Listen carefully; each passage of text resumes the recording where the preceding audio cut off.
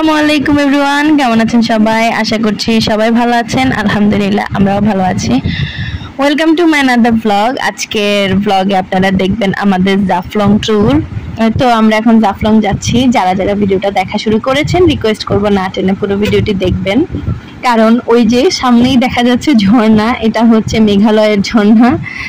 তো এগুলা পাহাড়ের উপর মাঝখান থেকে ঝর্ণা আসতেছে, সাদা সাদা ওইগুলো পানিগুলো যেটা দেখা যাচ্ছে ওটা হচ্ছে ঝর্ণার পানি, আর সবুজগুলা তো পাহাড়। আর এটা হচ্ছে একটা রিসোর্ট। তো ওগুলো হচ্ছে ইন্ডিয়ার যে মেঘালয় ওইখান থেকে আসতেছে। আমি বাংলাদেশে বসে দেখছি, ভাবতেই অবাক লাগে আমি ইন্ডিয়ার কত কাছে। তো যাই হোক, চলে আসলাম আমাদের ডেস্টিনেশন। এখানে এসে আমরা গাড়ি থেকে নেমে আগে দুপুরে লাঞ্চটা উপর থেকেই করে নিয়েছি, কারণ মনে হচ্ছিল আর কি খেয়ে নেওয়াটাই বেটার। আর অলরেডি 3টার মতো বাজে, এই জন্য আমরা খেয়ে নিয়েছি। তো আমরা চলে এসেছি জাফলং এ, এখন নামছি পাহাড় থেকে। তো নামতে খুবই ভালো লাগছিল, আর ভাবছিলাম যে উঠবো কি করে, কি পরিমাণ গরম সেটা তো দেখতেই পাচ্ছেন। আমরা সবাই কাহিল হয়ে গিয়েছি। আমার আসলে এটাই প্রথমবার ট্যুর ছিল, তো এই জন্য বুঝতে পারি নাই। যদি মানে এত গরম বুঝতাম তাহলে আমি এখানে আসতামই না, একটা দিন হোটেলে রিল্যাক্স করতাম, কারণ বাসায় গেলে তো আবার শুরু হয়ে যাবে হাঁড়ি পাতিল নিয়ে নাড়ানাড়ি। তো যাই হোক, এই যে আমার মেয়ে তার বাবার সাথে ছাতা মাথায় দিয়ে যাচ্ছে, আহমাদও আমাদের ওই ড্রাইভার ভাইয়ের সাথে যাচ্ছিল। তো নামতে নামতে দেখছিলাম আর কি যে কত ধরনের জিনিসপত্র নিয়ে বসেছে। তো এখানে দেখলাম যে পাথরের গায়ে নাম লেখা। ছোটবেলায় দেখতাম যে মামা চাচারা যখন সিলেট থেকে যেতেন তখন এগুলো নিয়ে যেত, বাট আমার কাছে এই জিনিসটা খুব একটা ভালো লাগে না। অবশ্য অনেকেরই এটার উপরে জীবিকা নির্ভর করে। তো এই যে পাহাড় থেকে নামার পরে দেখলাম নিচেও অনেক দোকান। তো এখানে যেটা দেখলাম তাঁতের যে ড্রেসগুলো আমরা ঢাকা থেকে 1000, 1200, 1500 টাকায় কিনি, ওগুলো এখানে সরি 350 থেকে 400 টাকায় পাওয়া যাচ্ছিল। এটা খুব ভালো লেগেছে। ইনশাল্লাহ এরপরের বার কখনো আসলে আমরা কেনাকাটার নিয়তেই আসবো। এবার যেহেতু ঘোরার নিয়তে আসছি, তাই সেরকম শপিং করার প্ল্যান নাই, এই আর কি। তো আমরা দেখছি আর যাচ্ছি, এখানে ইন্ডিয়ান অনেক কিছুই পাওয়া যায়। এই জিনিসগুলো নাকি অথেন্টিক, আমার কোনো আইডিয়া নাই। আমার হাজব্যান্ড বলেছে, তারপরে ওই ড্রাইভার ভাই বলেছে, বাট আমার কোনো আইডিয়া নাই। তো যাই হোক, আমরা পাহাড় থেকে নামার পর অনেক দূর হেঁটে যাচ্ছি। সামনে আমাদের জন্য ওয়েট করছে নৌকা। নৌকাতে করে তারপরে আমরা ছোটখাটো একটা কি বলবো, পুকুরও বলা যায় না, আবার নদীও বলা যায় না, এটা পার হব। পার হয়ে তারপরে কিছুক্ষণ হেঁটে আবারও এক নৌকায় করে একটা জায়গা পার হব, তারপরে আর কি আমাদের জাফলং এর সেই ঝর্ণা। তো সামনে অপেক্ষা করছে অনেক বড় একটা সারপ্রাইজ, দেখতে থাকুন সেই সারপ্রাইজের জন্য। সারপ্রাইজটা একদম ভিডিও শেষের দিকে আছে। তো এই যেটা হচ্ছে আমাদের নৌকা। তো এখানে এসে যেটা মনে হলো যে আসলে উপরে ছাউনি সহ নৌকাটা হইলে ভালো হইতো, ইঞ্জিন চালিত। তো এখানে যেটা করে দেখলাম, এখানে মানুষ অল্প হইলে ইঞ্জিন চালিত নৌকাগুলো ওরা ভাড়া দেয় না, ওদের সুবিধার জন্য নাকি আমি জানি না। তো এই যে এখানে বসার জায়গাগুলো আমাদেরকে ক্লিন করে দিচ্ছে, আর আমরা এই যে যাত্রা শুরু করছি। আর দেখছি মেঘালয়, ইচ্ছা আছে কোনোদিন যদি সুযোগ হয় মেঘালয় যাব। তো আমরা একটা জিনিস ভাবছিলাম আর কথা বলছিলাম যে আমরা এখান থেকে দেখতেছি সেটা ভালো, কিন্তু যারা মেঘালয়ে থাকেন ওদের কাছে পাহাড়ের উপর থেকে এদিকে তাকালে জানি কেমন লাগে। বা বৃষ্টি হলে, আমি শুনেছি মেঘালয়ে নাকি সবচেয়ে বেশি বৃষ্টি হয়। আর আমরা যখন এখানে গিয়েছিলাম তখন আমরা মেঘ দেখেছি, বিজলি চমকানোর আওয়াজ শুনেছি এক সাইডে, মানে মেঘালয়ের দিকে। আর আমাদের এদিকে ছিল প্রচন্ড রোদ। ওই যে একটা ব্রিজ দেখতে পাচ্ছেন, সেটা দুইটা পাহাড়ের মাঝখানে, দুইটা পাহাড়কে মিলিত করেছে। তো এখানে আমাদের 0 পয়েন্ট যাওয়ার কথা ছিল। আমাদেরকে মাঝে জিজ্ঞেস করছিল আমরা কি 0 পয়েন্ট যাবো কিনা, বলেছি যে না আপাতত যাব না।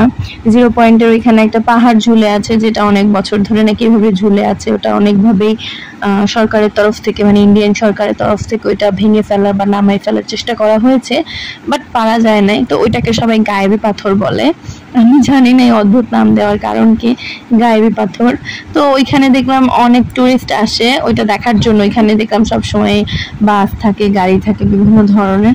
তো এই যে আমরা আমাদের নৌকা থেকে নেমে গেছি, এখন হচ্ছে হেঁটে আরো বেশ কিছু দূর যাওয়ার পর আমাদের জন্য অন্য আরো একটি নৌকা অপেক্ষা করছে।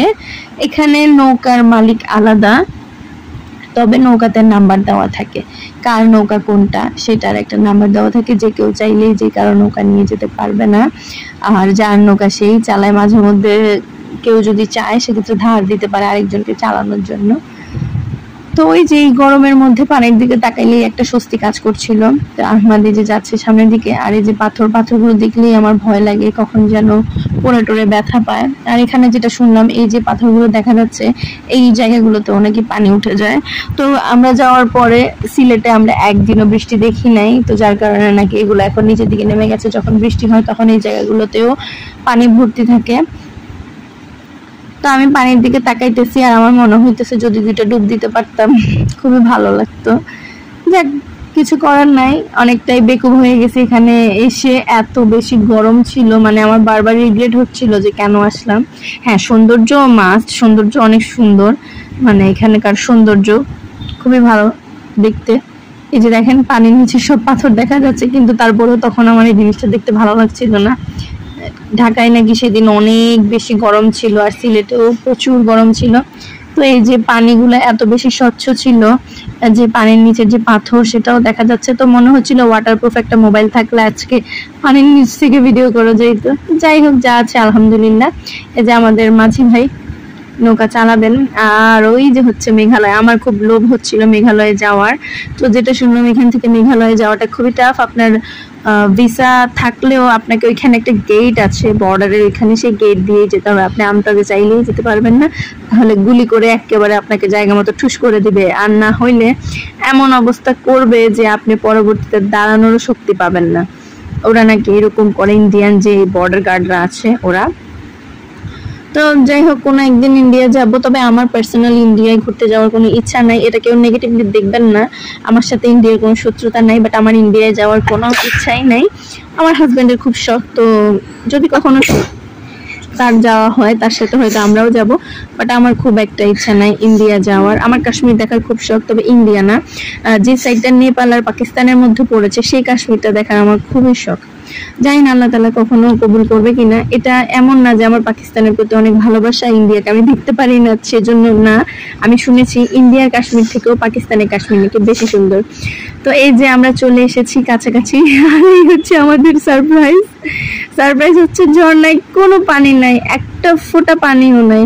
আমরা যাওয়ার পরে দেখে তো পুরো বেকুব হয়ে গেছি যে ঝর্ণায় একটু পানিও নাই। আহমদ তো আজকে খুব এক্সাইটেড ছিল যে আজকে ঝর্ণাতে গোসল করবে। তো যেটা শুনলাম এখানে এসে সবাই 0 পয়েন্ট গিয়ে গোসল করছে, এখানে পানি নেই এজন্য কেউ আসছেই না। যারা এসেছে তারা হেঁটে হেঁটে চলে গেছে এখানে গোসল করার জন্য। তো এই যে ঝর্ণা পুরো খালি, নিচে অল্প একটু পানি আছে আর উপর থেকে সামান্য পানি আসতেছে। এটার কারণ হচ্ছে বৃষ্টি বন্ধ হয়ে যাওয়ার কারণে ঝর্ণার পানি শুকাই গেছে। এই ঝর্ণার পানিটা নাকি শুকাই যায়, কিন্তু অন্যদিকে ঝর্ণার পানি খুব একটা শুকায় না। তো এই ভদ্রলোকের কথা ভেবে খুব খারাপ লাগছিল, বেচারা কোথায় যেন গোসল করলো। আর এই যে পুরা ঝর্ণাটা সবাই বাহার বেয়ে বেয়ে কত উপরে উঠে গেছে। তা আমরা এখানে কিছুক্ষণ বসে টসে ফেরত চলে এসেছি। তো এই যে এখানে একটা দোকান, এখানে আমরা বসে মানে মেইনলি রেস্ট নিচ্ছিলাম। তো ভাবলাম যে একটু শুট করে আনি। এটা কক্সবাজারের দোকানগুলো যেরকম বিচের উপরে অনেকটাই ওইরকম, তবে এখানে চকলেটস থাকে অনেক রকমের, আর কক্সবাজারে বেশিরভাগ থাকে হচ্ছে গিয়ে আচার। তো আজকে এখানেই বিদায় নিচ্ছি, আল্লাহ হাফেজ, আসসালামু আলাইকুম।